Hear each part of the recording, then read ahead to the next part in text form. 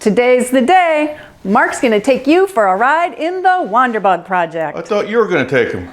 I'm not driving that thing until the front suspension's fixed. Hell, I'll take you. Climb in. When you get back, we'll go over a few of the questions that some of you have been asking about the project.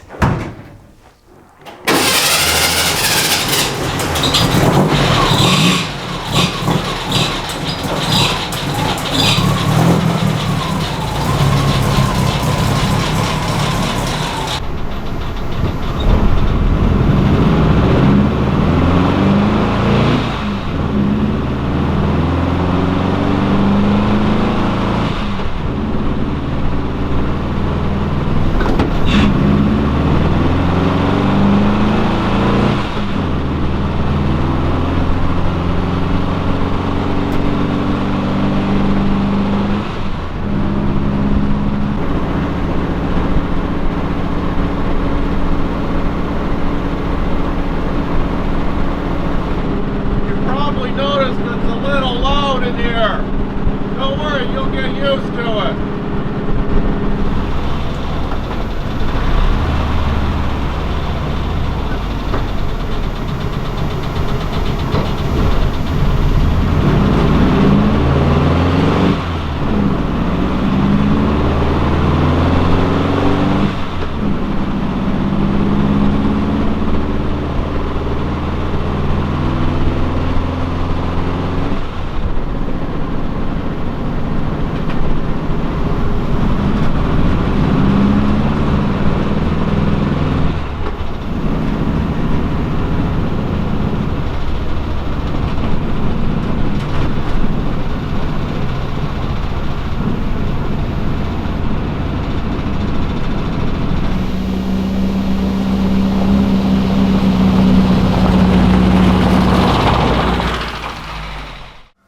So we asked those of you who follow us on Facebook or Instagram if you had any specific questions about our Baja build, and here are the questions that we got.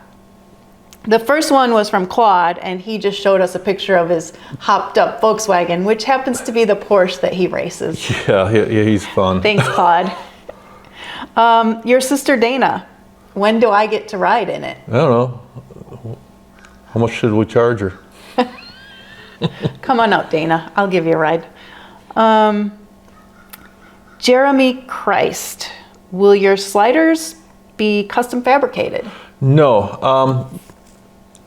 Sliders are a little bit different than the Nerf bars we're going to be putting on. Sliders are more of a structural thing, and you can put a lot of weight on the sliders that we have on our 4Runner and FJ.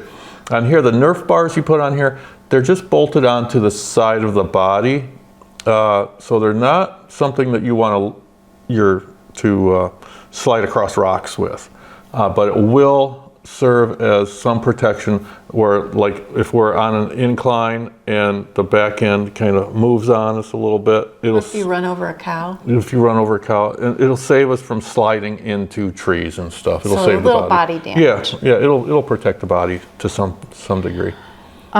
Chuck asks, what is the engine size? Like I said, 1500, single port, kind of low on horsepower. Craig asks, cut and turn the front, he suggests cutting and turning the front axle and turn the rear torsion bars up one notch. Will you do that? That's how you raise, and we have the swing axle in the back. That's how you raise the Volkswagen. It has torsion bars in the front, or torsion leaves, and when there's a process where you cut the front beam and you rotate it, and that puts more tension on those, and that raises the suspension up. I don't want to do that because that will cause a rough ride in the front. Maybe down the road we'll get an adjustable beam instead of cutting and re-welding and stuff. In the rear, I am going to crank it up a notch in the rear. What you do is you turn the trailing arms a little bit on the torsion tube that's there, and you turn it. The problem with a swing axle rear end is there's just, on this, there's just, it's independent side to side, and there's a joint on both sides right at the sides of the transmission. There's no U-joints out by the wheels. So this is the axle, this is the tire. So when you go on bumps, it'll actually go like this. So when you raise it, it'll go like this, and the top of the tire will be sticking out like this on this type of suspension. And that's not an ideal situation. I don't like the looks of it. It'll wear out tires faster, and quite frankly, I think it's dangerous to have them tilted like this. But we're gonna try it. I'm gonna crank it up a little bit. We'll see what it looks like. I was just thinking we could put one of those tables right here. This is kind of nice. Yeah. Nice armrest. Okay, Mark makes a comment. There's no AC in that red radio flyer. What are you going to do to modify to incorporate that creature comfort for overlanding? Yeah. I had a Volkswagen Beetle. It was a winter Beetle. Worst choice for a winter car ever. Back when I was a kid. And yeah, the heat sucks. What it does is the fan will blow air across the exhaust. I think it goes across the exhaust and then goes through tubes up to the front. Because there's no water radiator in this thing like a heater in a normal car. So that's how the heat gets up front. So we're screwed. We're screwed because this is, obviously with the headers on here, there's no collecting the heat from that, and the tubes have been welded shut anyways. So there is no way to put heat in here, actually.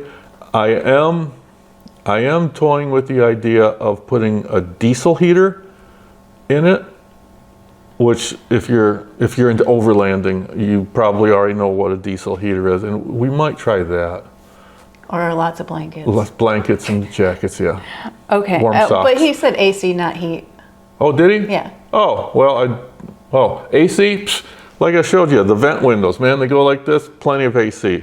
Okay, he also says those car seats look, well, I'm from Southern California, and they look like they'll get really sweaty. I'm sorry you're from Southern California, conjuring by the way. up memories on a public school bus in May, stuck on those vinyl seats. Wow, he's traumatized. I think they're actually leather. You think so? I think it's leather. I think they're pleather. They could be pleather. I don't know, here's what it is. Blankets. Okay. Brian says, did you ask permission or beg for forgiveness? And if the latter, how did you survive? Oh, that's almost 40 years of marriage. Yeah. We're just used to each other, yeah, and she's used to it. We actually, although we had a lot of fun with that first video, I was on board before he ever. Yeah, we did a short. He's referring to a short. I don't know if you saw it or not, but we did a short where we brought it home, and I made excuses to her, why I brought it home. Jeremy says, what will you do with all that trunk space? A second battery, recovery gear, a powered cooler? Yeah, like we alluded to earlier, we've got refrigerators in both our 4Runner and FJ, and it's a lot nicer than a cooler. I don't ever want to go back to a cooler. So I think what we'll do is have a small capacity cooler back there. Now to power it, fridge. I'm sorry, fridge. To power it, I don't think that we will put in a secondary battery. I think what we'll do is put in and mount a portable power unit to do that. That way we can take it in and out easier. And it'll be in the back seat, or where the back seat would be. Your brother Kevin asks if you're going to put a wheelie bar on it. I don't know. He wants to see you driving up and down the street doing wheelies. Well, that's Kevin. Lars asked if you're going to do a Class 11 Baja, and do you need a co-pilot? Dude, Lars is awesome. He's a lot of fun. And if I were to do the Baja 1000 or whatever, any kind of race, he would be tops on the list to come along with me. And he's a hell of a mechanic. He is, and he welds like a son of a gun. Yes. Jeremy asks, will a winch be required for OHV purposes? I thought about a winch, and it probably wouldn't be a bad idea since it is two-wheel drive. I don't know how we would mount it. We would have to make mounts in that. And it wouldn't have to be a big one because this thing only weighs soaking wet like 1,600 pounds. Dude, we could just lift it with... We could. Traction boards. We'll go with traction boards first. If we get stuck too much with it, we'll think about a winch. But yeah, that's not a bad idea. Chris wants to know how far you can jump it off a dune. Well, we'll find out. Yeah. Well, yeah, we'll see. Bernie suggested a paint job. He says the Herbie paint job. Nah. It's pretty cool. It's cool, but it's not badass. I think the orange with some stripes on it or something. We'll see. EIM Keith says, I need to introduce you guys to the original Baja Bug creators. That would Small be... world. Please do. Please do, please. Let's see. Jeff says, why? If you have a 4Runner, you have an FJ, why does everything have to be overland? Just build a cool Baja Bug and have fun. Don't F it up with a snorkel. I don't even have a snorkel on the 4Runner or the FJ. Don't like them myself. Why? But why? Because we can. Because we can. Durr. And a snorkel wouldn't be a bad idea. No, see, hear me out. Snorkels, they're not, a big misconception is they're made for going through deep streams. That's not what a snorkel's for, although that helps that. The snorkel is to get clean air into the engine.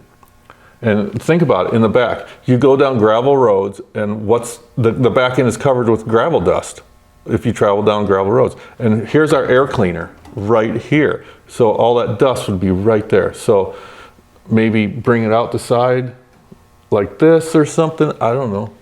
Hideous. At least put a sock around it. Hideous. We could have it right next to the external oil cooler. Micah says, since it's an overland build, and being a former Beetle owner himself, his first car was a 67. Did you get any heat working? If not, do you have plans for heat? Well, we already touched on that. We already touched on that, yeah. But yeah, good question, because that is a big question with Beetles, these older Beetles. And Rich asked the same question. He Yeah. said he's had 3 vintage Beetles, and besides heat, there would be defroster issues. Defroster issue would be something, yeah. What I'm thinking is getting one of those small little fans, electric fans, and mounting it on the dash or something so it'd blow on the windshield. That might help. I'm thinking we're not going to be out in the winter time. Yeah, so. yeah. But we will be out when it's cold, early spring, late fall. Something to... Chip also asked that question, so that's the heat. That's the popular question. The heat's a big thing in an old Volkswagen. Yeah. True. Maybe we will do that diesel heater. We will. We'll test it out. Yeah, we'll test it out. You know, I like heat. Mm-hmm. Claude asks, what's next? A Myers dune buggy? We thought about that, or at least I did at first before we decided on a Beetle. Because they're so freaking cool. But there's no suitable top, really. It's not practical for We'd be travel. really limited to We'd be very limited, and the amount of gear that we could carry would be extremely limited. Yeah, so yeah. Rich Dawson says, safety. Make sure the brakes work regularly. That is a big concern of mine too. It is always nice to be able to stop.